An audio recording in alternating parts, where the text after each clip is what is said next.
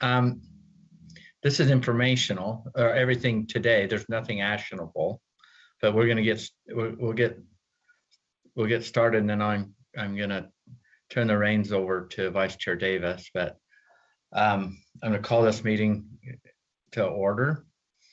I'm gonna read the statement about electronic meeting as authorized by Utah Code 52-4.207. This meeting is being held electronically without an anchor location to reduce the risk to health and safety from COVID-19 by limiting in-person participation. Now we're gonna probably have board members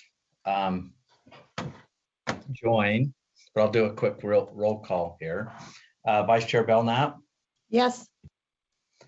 Member Booth? Yes. Member Cannon? Here. Member Klein? Here. Vice Chair Davis? Here. Member Earl? Here. Member Hanson? Member Hanson?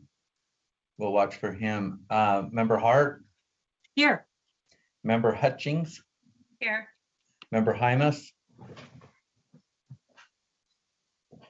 Member Hymas? Member Lear? Member Lear? Member Moss? Here. Member Norton? Here. Member Straight? Here. And Chair Huntsman's present. Does anyone have a birthday today? No. Are we sure? It's my Okay. mother's birthday. All right. Well, that was so much fun yesterday. Thank you, Member Booth, and thank you, Vice Chair Belknap, for having a birthday yesterday. I hope it was awesome. I'm going to turn the reins over to Vice Chair Davis. Great. Thank you, Chair Huntsman. Welcome, everybody. We're going to get right into our USDB board meeting first, and we're going to hear from Carl Empey, Finance Director, on our first agenda item. Good afternoon, Madam Vice Chairs, Mr. Chair, and board members. The financial report that we're presenting today is for the 5 months that ended November 30th. We are financially solvent and off to a good start for the fiscal year. Our transfers from the state and the State Office of Education, I'm just going to round up, totaled 21.6 million. Our expenditures were 17.4 million. So we've got a surplus of inflows greater than our expenses of approximately $4.2 million. The number of students that we've served as of the end of November is 2,588. Our balance in our land grant trust fund is $880,447. Our balance in our donated fund is $272,987. And our balance in our education foundation is $1,227,979. And those are the numbers on the financial report. The next report is the budget status report that gives all the salient detail to support the numbers that are on the financial report. The next report is our donated fund summary that shows each one of our donated accounts, showing in aggregate our $272,987. And then the last report is our enrichment fund projects. Of the total of $1,526,000 of projects that were approved by the board and recommended by the advisory council, we have spent $428,193, giving us a balance of just over almost $1.1 million to spend in the next 7 fiscal months. So I'd be happy to entertain any questions Madam Vice Chair, that you or the board members may have. Thank you, Vice Chair Belknap. Thank you, Carl. I have a question about the room rentals. I'm just curious as to what kind of rooms are people renting? And are you ever renting out your gyms or anything like that? We actually have a choral group that is reserving the auditorium over at the JMS campus on 33rd South for their practices. And so we're getting rental income from that. Previous years, we had Disney making one of their Disney shows that used our gym, but we haven't had that for the last year and a half. So it's just the Madeline Choral Group that is reserving and renting our buildings over at JMS.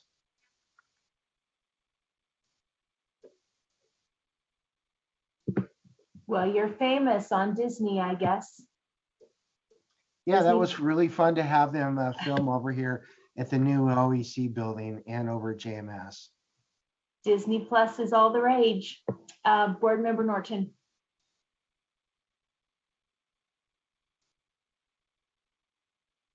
You're muted.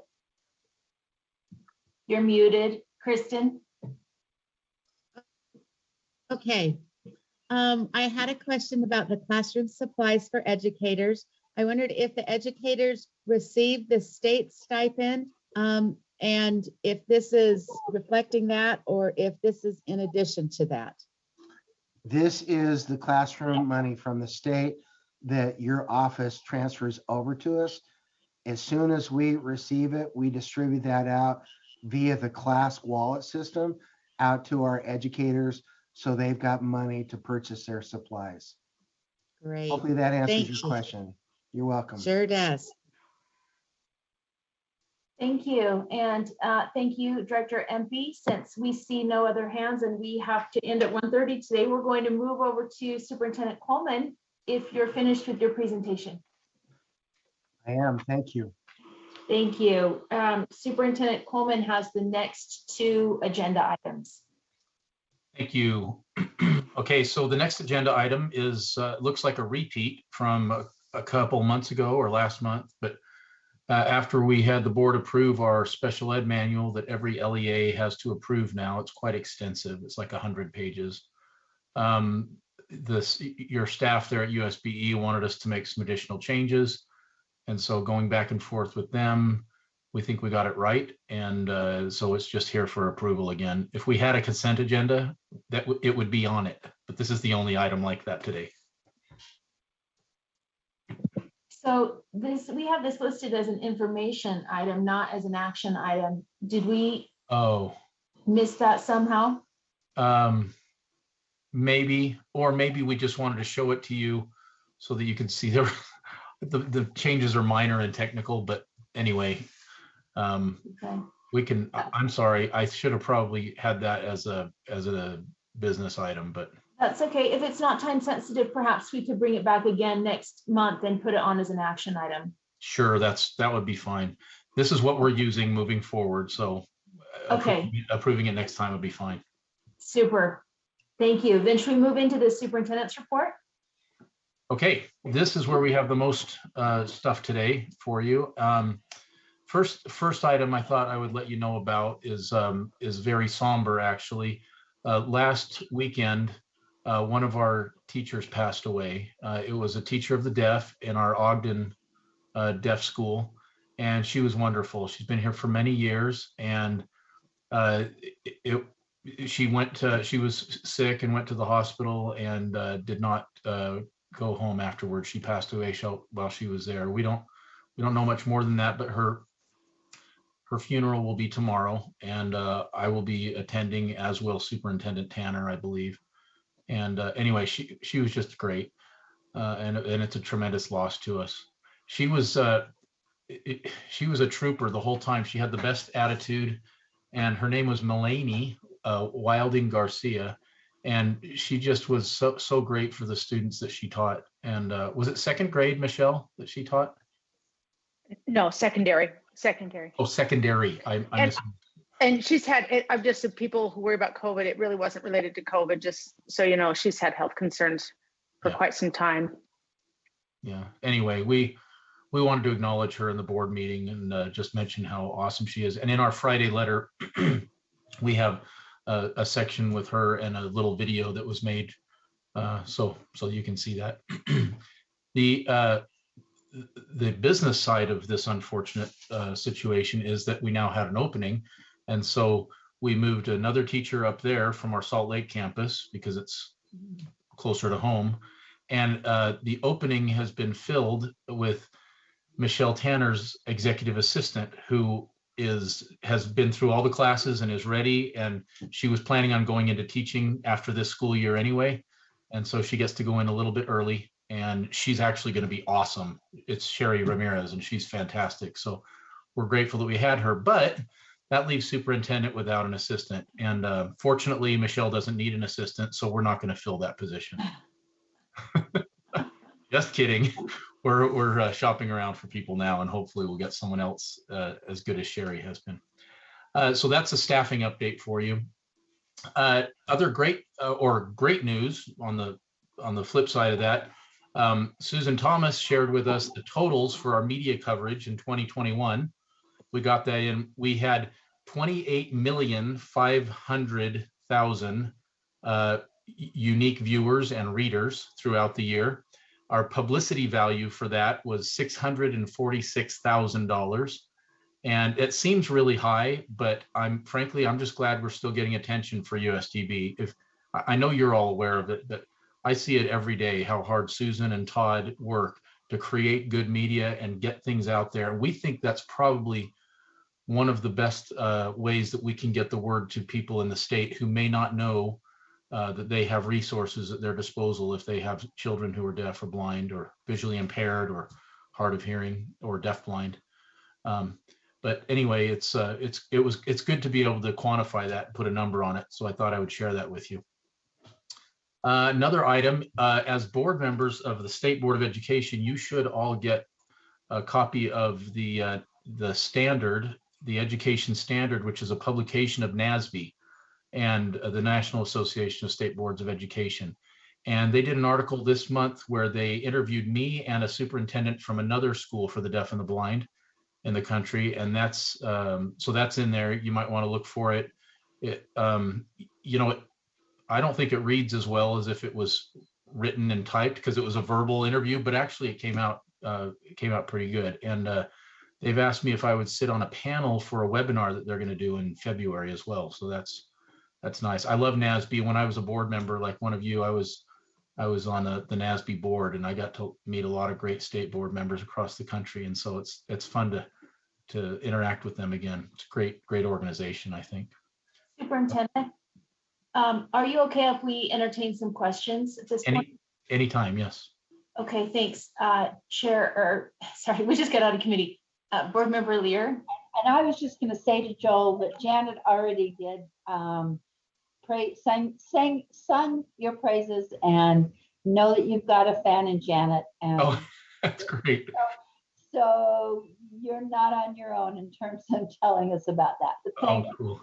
Well, I'm pretty sure that's how they found me, because Janet called me and said, they might call you. I recommended your name. They might interview you. And so Janet and I have a secret little alliance because we both served on the board together. Mutual Admiration Society. She spoke well. Thank you. That's all. Thank you very much. Okay, facilities update. The Mill Creek portable has been set. I went and walked through it the other day, a couple days ago this week. It's there, but we're just waiting for utilities to be hooked up, and we're going to actually move the furnishings in before the utilities are done. So we hope that sometime in the next month it'll be ready. Utility companies are backed up, as you can imagine, but it's freezing cold, so we can't operate without utilities.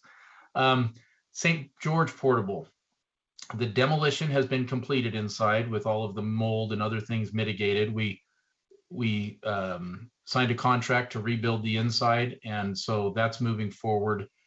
The question I have for the board, and I don't know how you want to proceed with this, because it was a free portable and it was given to us by the state, we did not anticipate the cost being over the $100,000 threshold.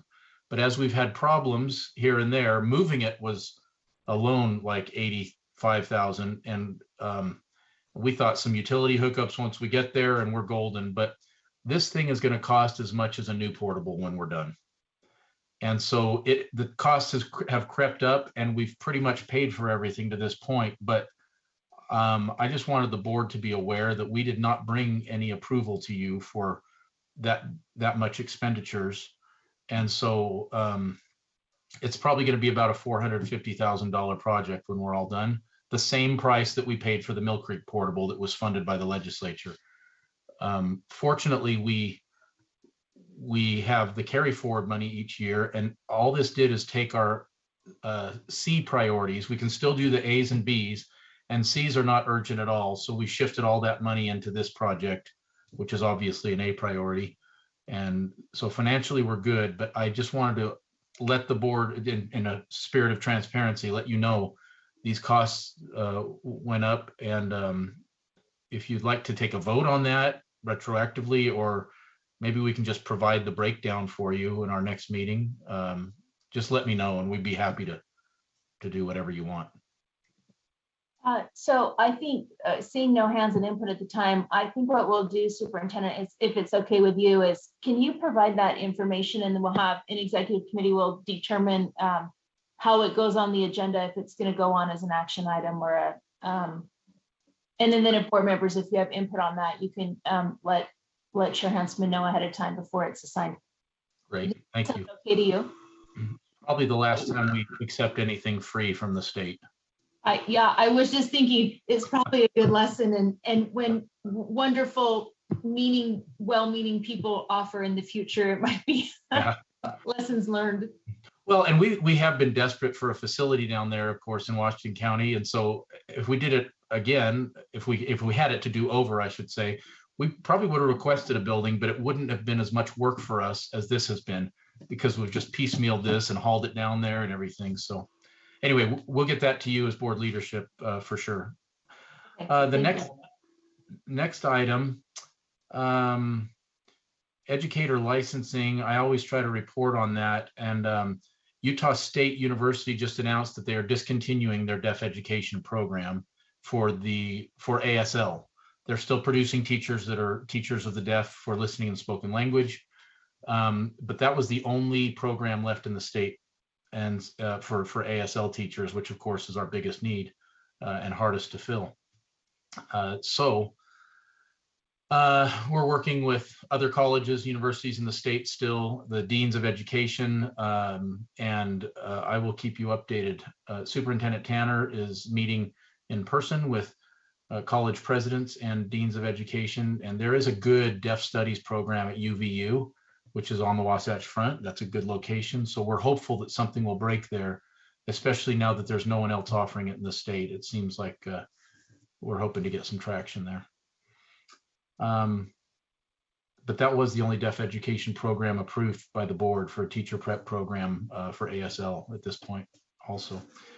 Okay, the next item I have,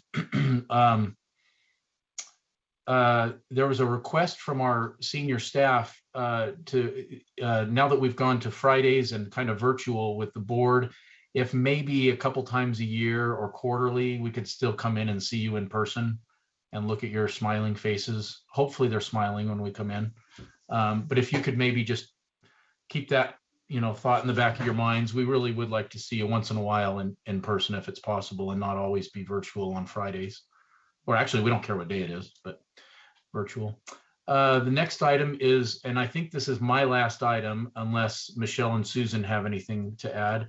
It's the COVID update for USDB and how it's affecting us. We have had about 30 staff test positive since January 1st. Probably the lion's share of those in the last week and a half, of course.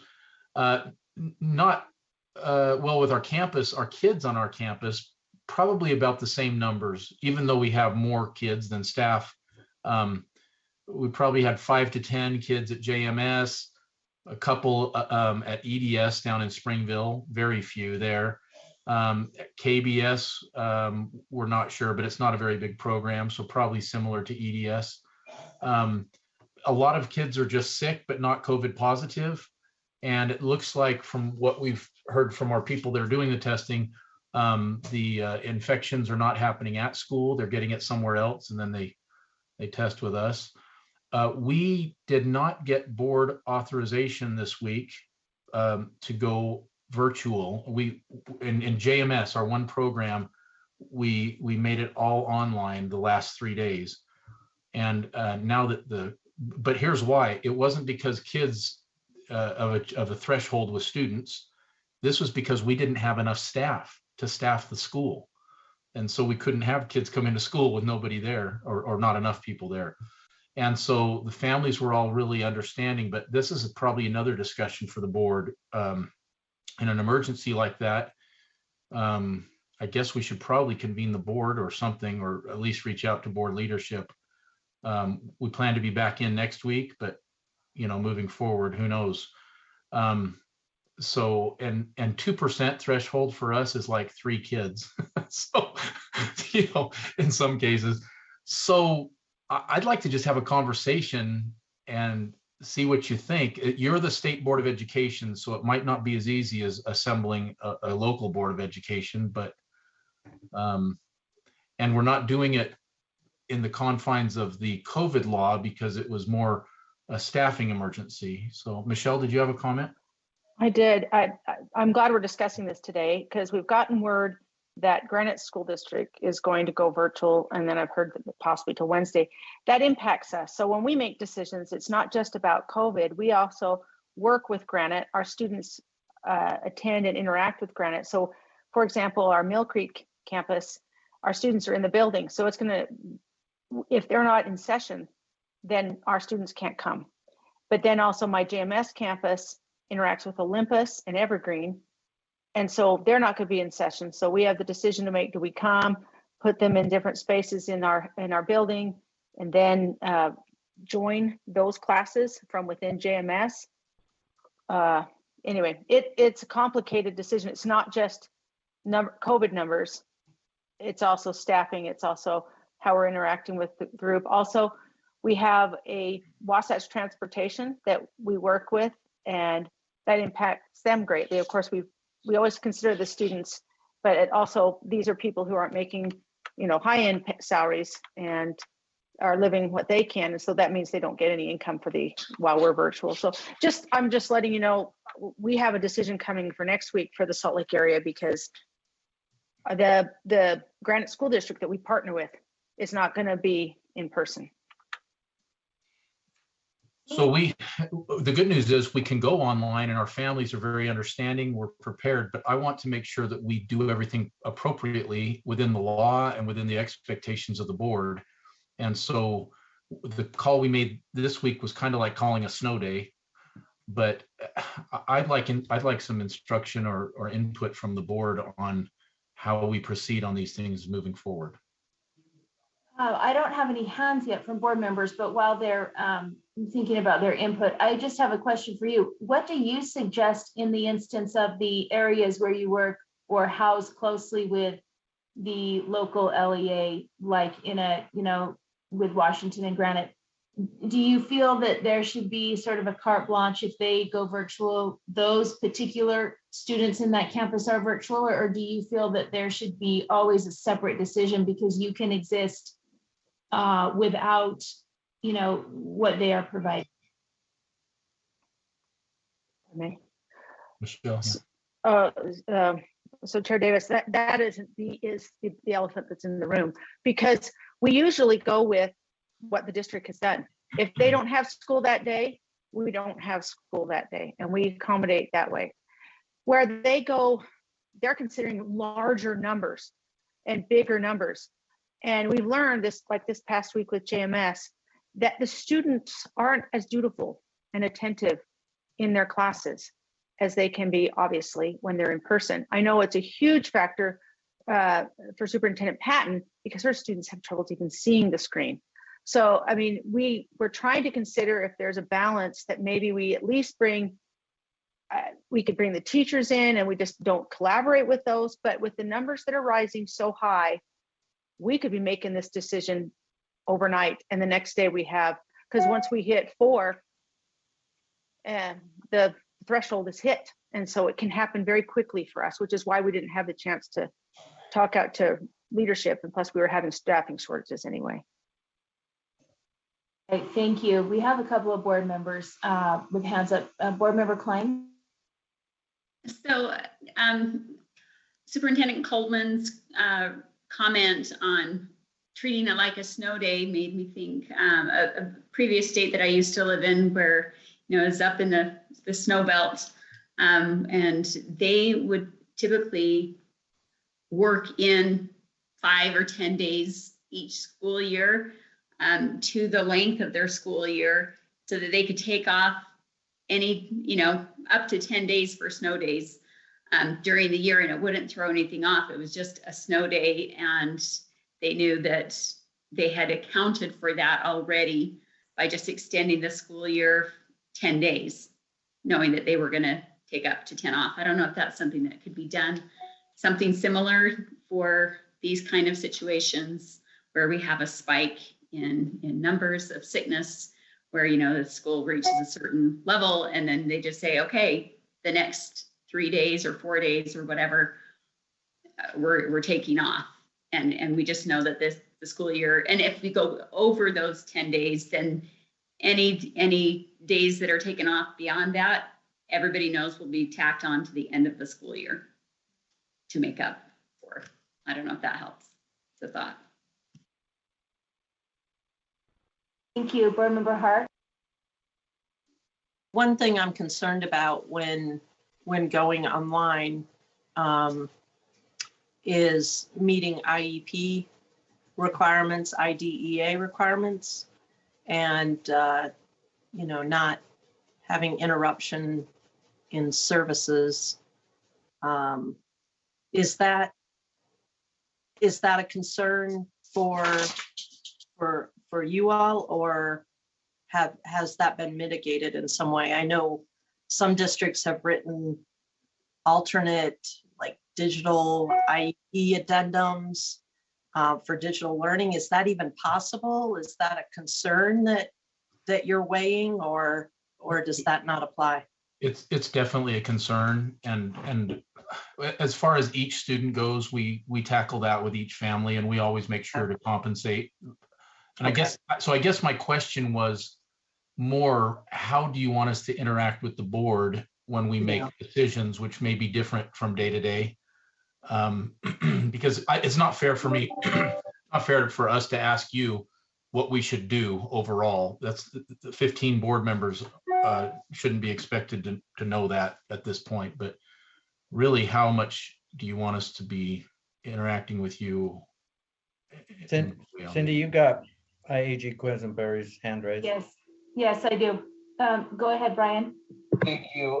As far as kind of answering Superintendent Coleman's question just now, I don't have an answer for that, but as far as USDB going online, there is a procedure, and this came out, I believe, Thursday. So yesterday, Superintendent Dixon and the governor and the 2 legislative leaders signed a letter that allows for the schools to go temporarily virtual. And there is a requirement, though, that the school board, the governing board, approve that. And so the governing board here for the state, for the schools for the deaf and blind, is USBE.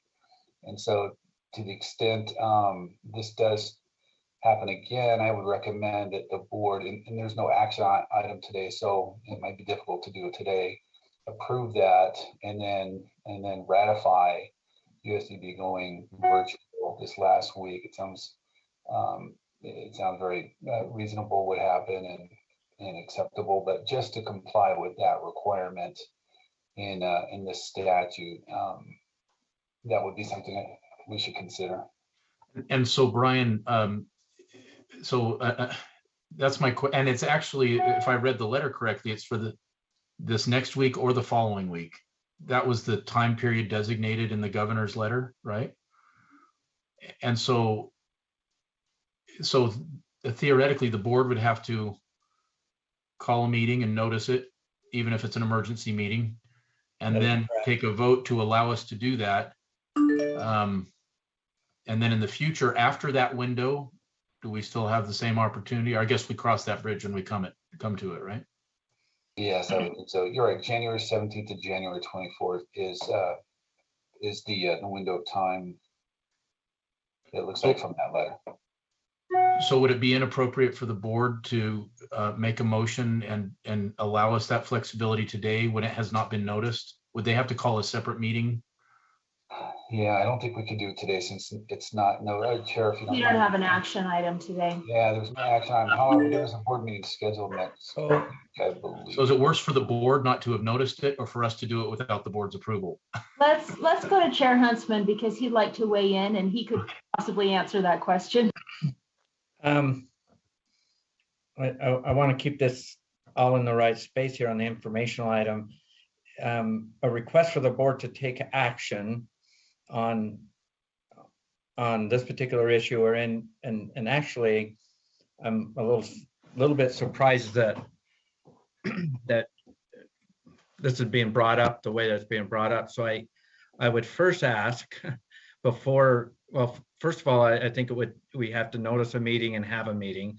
And prior to that, there's stakeholders involved in this that are the parents, the teachers, your educators, Joel, that's within your group, and there should be some kind of plan already in place. And so I would request those plans to go before my board in advance and say, and then when these particular situations, how does this situation, where does that fit within the plan? And we put a plan, we add to it the existing plan, if there is one, I'm sure there is, to address this particular issue. And so in the sense of space on this is not the forum to discover, oh, we got to take some action right now. It would have been good to have it yesterday or the day before that or this morning, and then we would be preparing for that and notice and reacting to a meeting. So procedurally, that's what we would do. So we'd gather what you have, inform the board. They would look at strengths and weaknesses within the existing plan with a recommendation from you and your staff of how you want to operate. But then, of course, the board would take action. Would a 15-member this 15-member board would take action. So we need to probably somehow do that quickly. But again, this isn't the forum to go through discovery.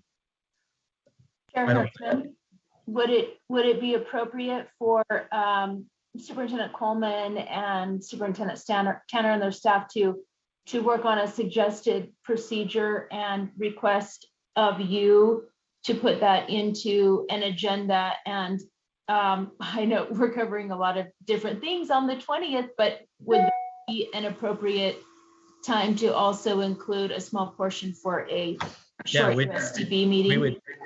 As leadership, we would weigh it out to see if it can go that long. If it can't make it till that meeting, we have an emergency meeting. We have emergency meeting. We know how to do that, but we want to be prepared and do our best work. And again, I don't think this is a forum to debate and try to go through that discovery and move our best work forward. And then, of course, we can't take action. So that would be my request. Chair Huntsman, if, for example, some of these campuses are virtual learning and USDB feels they need to fall in line with them, and that's coming up, they're already falling Tuesday. in line. They're already falling in line with whatever happens on the campus. But right. So what's the timeline you are kind of thinking of here? the timeline I'm looking at, today is Friday. I need to know how soon we need to react to give guidance to USDB and B, and also there's a compliance piece to it though. Also in doing what's best for our kids. So I'm not ready to set a meeting until I know we can have a meeting and get those plans in place and get them to the board members with some proposed action. So time-wise, yesterday. Okay, Uh, So Superintendent Tanner. I just wanted to give some information because we have before us, because we didn't find out until I think it was about 9 o'clock that Granite District was going virtual. So then we have to take that information and make our decision. So that'll have to be made. It'd be nice if it was made today because our teachers are wondering what's happening next week. We weren't planning on going virtual, and then we got this information now from Granite. I should also share with you another piece when you think about convening the board. We're just talking right now about JMS. It will take one kid at one of Susan's campuses to take down. So if we have one kid that shows up at Blind North, then we'd come to convene to talk to you about that. Then if I have another kid that's in St. George, we'd convene to talk about that. So I just think just be aware of I just want you to be aware of how often that could pop up. So you're aware of how often you can call your board. So Huntsman. then Vice Chair Davis, you're chairing the meeting. I think the urgency and everything of how and what, we've got to get a meeting. We've got to regroup and put timelines together. So this is not the meeting to do that. So I'm proposing as soon as this portion of our meeting is complete, even if it's that I check off, Vice Chair Belknap, are you available to meet right after? I mean, we'll just miss our study session, and let's get with Superintendent Coleman and his leadership and put the scope of work together for our next board meeting to change policy or whatever we need to do. I see that AAG Quisenberry. Quisenberry's hands raised, but I think that's the best way to do it. This is not.